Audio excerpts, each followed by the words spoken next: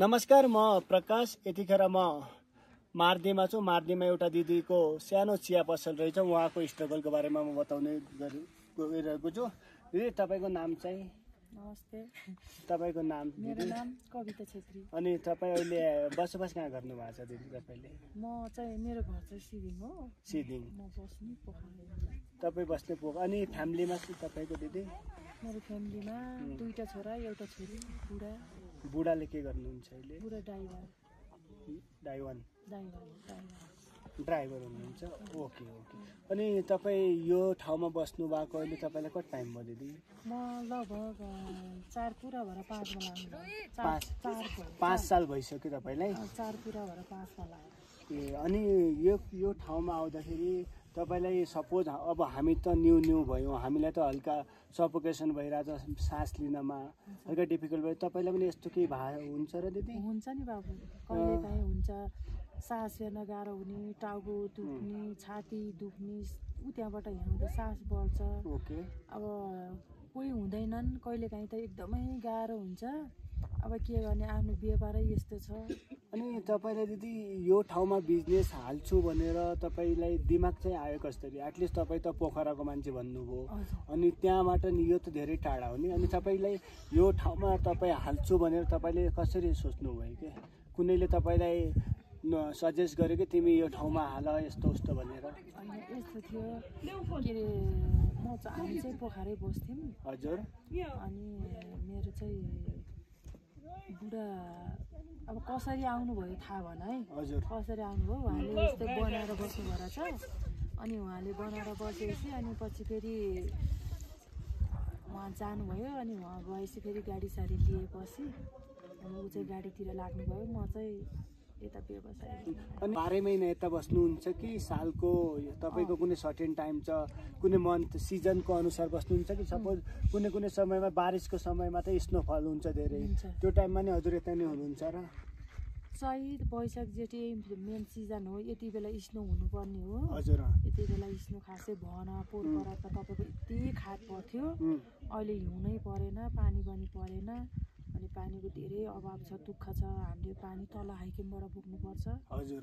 तपाईँ आफै बोक्नुहुन्छ कि कसैले? सक्दिनँ। तपाईँ के मतलब कुनै मान्छेको थ्रु बोक्नुहुन्छ? अनि कस्ट के कस्तो आउँछ? उनीहरूले पनि एटलिस्ट हाइकमदेखि यहाँ पुग्न त हामीलाई 2 देखि 2.5 घन्टा लाग्यो।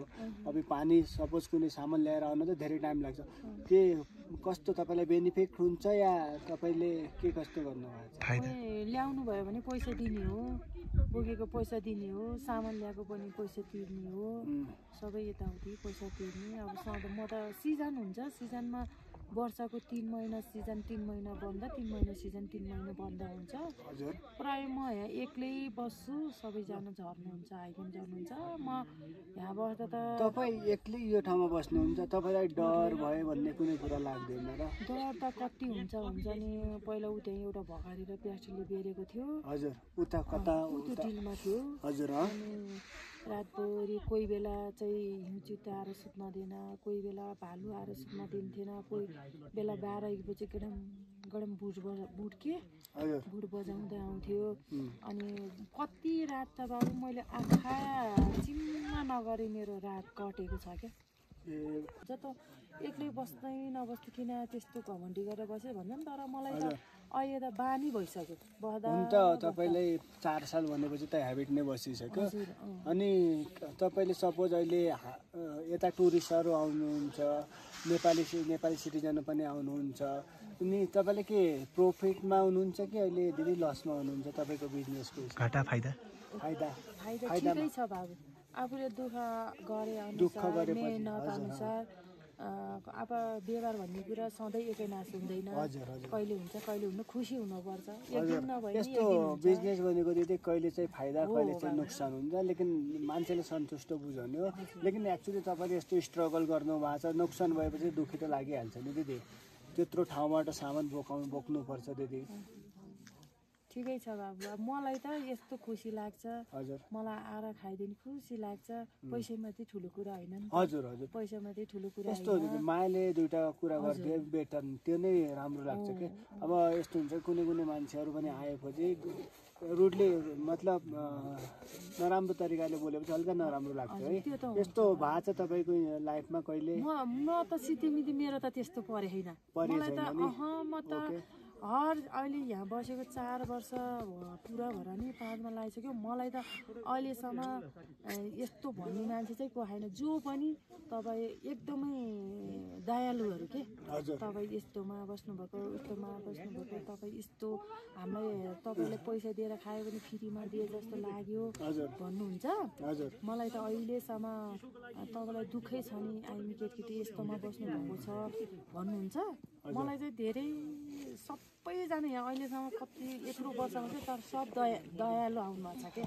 मलाई कसैले त यस्तो त उस्तो कसैले भन्दैन, बरु यसरी नबस्नु एक्लै, तपाईँको हस्बेन्ड हुनुहुन्न र तपाईँ एक्लै बस्ने यस्तोमा आइमी केटी 2जना भए त दुःख बिमार हुँदा पनि धेरै सपोर्ट हुन्छ भन्नुहुन्छ। अब हस्बेन्डलाई पनि फुर्सद नहुने, अब बाबु नानी अब दुःख सुख पढाउनै पर्यो होइन। अब आफूले जति दुःख पाए नि छोराछोरीले दुःख नपाओस् भन्ने मेरो धारणा त्यही हो। भन्दाखेरि सपोज हामी त एज अ नेपाली सिटिजन हामी त नेपाली बोल्छौँ, तपाईँ बुझ्नुहुन्छ। इनकेस सपोज आउट बाहिरबाट आउँछ नि टुरिस्टहरू, हरेक ठाउँबाट आइरहेछन्। मैले बाटोमा भेटेँ क्यानाडा, स्लोभेनिया, अस्ट्रेलिया, नेदरल्यान्ड।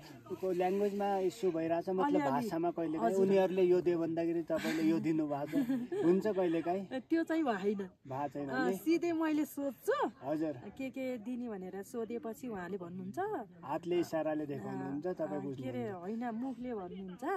अनि त्यहाँबाट अब नबुझेको गाइडहरूलाई सोध्छु। कोही कोही सँगै नभएर एलन्ने एक्लै आउँछन् नि, त्यो चाहिँ हातले देखाएको चाहिँ। अनि हिजो अस्ति भने रसियन 2जना बुढाबुढी आउनुभएको, पुरै उनीहरूको भाषा उनीहरूको हल्का टिपिकल हुन्छ क्या, बुझ्न हल्का गाह्रो हुन्छ। इङ्ग्लिस होइन, उनीहरूकै रसियनै भाषा के भनेको है। अनि ओके भनेछु। मलाई चाहिँ एकदम गाह्रो भयो क्या। हो कहिलेकाहीँ गाह्रो हुन्छ। यस्तो हुन्छ कि तपाईँ एक्चुअली यो ठाउँमा बस्नु भएको छ, लेकिन टुरिस्टहरू आएपछि तपाईँ नि हल्का ल्याङ्ग्वेज स्किल नि तपाईँको नि राम्रो हुन्छ। केही छैन, थोरै स्टेप बाई स्टेप तपाईँले सिक्नु भएको छ। पहिलाको त धेरै बाबु कति हो इम्प्रुभ भएको छ पहिलाबाट। पहिलाको लेखि धेरै बुझिसकेको छु। हजुर अनि के त्यो रसियनहरूले चाहिँ उनीहरूको भाषामा के भन्नुहुन्छ बुझ्दै नबुझ्ने। अनि हिजो अस्ति बेलुका आउनुभएको थियो रेस क्याम्पबाट, फरेस्ट क्याम्पबाट। यहीँ बस्छौँ, हामीलाई जे छ त्यही बनाएर दिनु, हामी जान सक्दैनौँ, पुरै दुखिसकेको छ भन्नुभएको थियो। अनि मैले भनेको जे पकाएर दिनुहुन्छ खान्छौँ हामी भन्नुभयो। अनि दाल भात बनाएँ, बिहान गुन्द्रुक र आलुको तरकारी सुक्खा थियो, त्यही बनाइदिएँ। अनि 3टा अन्डा चाहिँ के अरे अम्लेट बनाइदिएँ भन्नुभएको थियो, 3टा अन्डा अम्लेट बनाइदिएँ। अनि यता दिदी बास त्यो चाहिँ भन्न मिल्दैन, बासको लागि व्यवस्था छैन नि? त्यो छैन। एटलिस्ट हामीले पनि हेरेको माथि हाई क्याम्पमा त बासको व्यवस्था रहेछ। अहिले चाहिँ यहाँ हल्का गाह्रो हुन्छ है। हजुर बिहानको टाइममा तपाईँ खाना चाहिँ खिलाउन सक्नुहुन्छ। यस्तो लन्चहरू त अब पहिला त धेरै राख्न पनि होइन, आजकल चाहिँ राखिएन कि। अब नियममा हिँड्नै पर्यो हामी पनि होइन। उनीहरूले केही प्रोटोकल राखेको छन् र नियमहरू बनाएको छन्, तपाईँहरूले बास बस्न दिनु हामी यताउति भनेको छन् र हाई क्याम्पवालाले। मिल्दैन, त्यो राख्न मिल्दैन। त्यही भएर अब भोलि अब नियममा त हिँड्नै पर्यो। अब पछि उहाँहरूले चाहिँ अब कस्तो अनुसार अब यो क्याबको सबै रोथबाट चल्ने हो के अरे हामी। अब पछि अब के व्यवस्था हुन्छ पछि त थाहा छैन। अहिले चाहिँ राख्न नपाउने, अब चियापानीको व्यवस्थाहरू तपाईँको अब यस्तै गाह्रो हुँदा बस्ने, यस्तै गाह्रै भयो भने त राख्न नि पर्यो होइन। अनि यस्तो लन्चहरूको व्यवस्था चाहिँ धेर हुन्छ। कसैले डिफिकल्ट भएपछि तपाईँ एटलिस्ट हेल्प गर्नुहुन्छ। हजुर अब मानवताको कर्तव्य नै त्यही हो नि दिदी। कसैले गाह्रो पर्दा सुख दुःखमा साथ दिने भनेको हामी मानिस नै हो।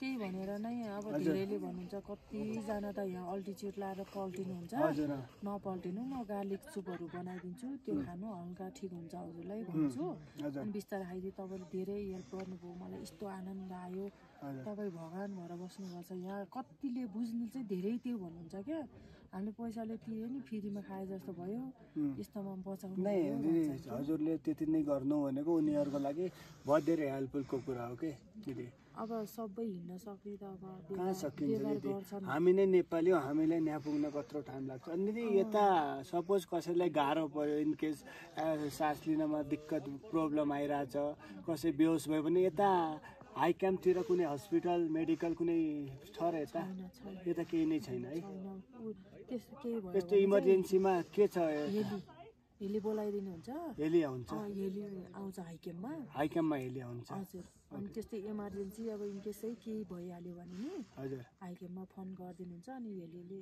रिस्क्यु गर्छ